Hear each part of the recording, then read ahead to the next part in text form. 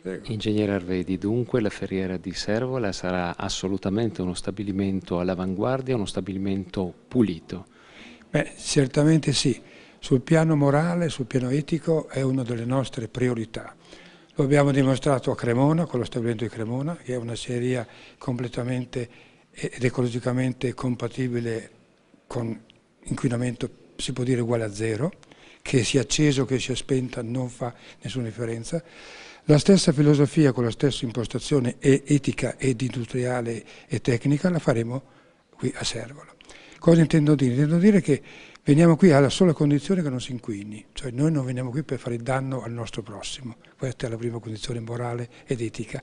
Seconda condizione di carattere industriale, che l'uomo è in grado tecnicamente di risolvere i problemi che causa, altrimenti è meglio che non lavori. Ma l'uomo è in grado tecnicamente di risolvere anche il problema della cokeria. Si tratta di aspirare tutti i fumi, di far passare questi fumi ad una certa velocità, lenta più possibile, in modo da dare il tempo di aspirare tutte le impurezze e poi di abbatterli con dei carboni attivi. È una questione tecnica, scientifica, non è un problema di Arvedi o di un altro. Si tratta di investire questi soldi e di applicarli nel tempo che è necessario. Dopodiché avremo l'orgoglio, anche la soddisfazione, di aprire i portoni della Ferriera e di dimostrare quello che adesso abbiamo fatto in 3 mesi.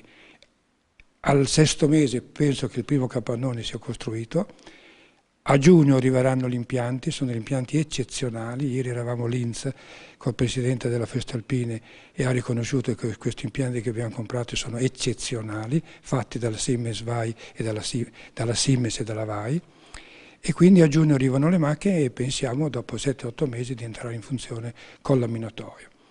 E poi anche con la produzione della ghisa, che però prevede assolutamente il non inquinamento della cokeria, altrimenti bisogna fermare anche l'altoforno, ma la cokeria non deve inquinare e non inquinerà.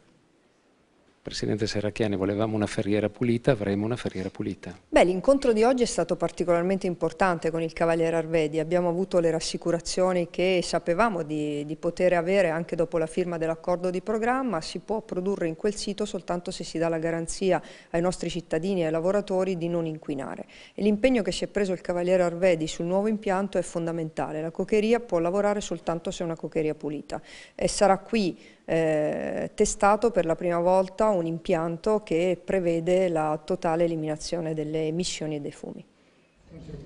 Grazie.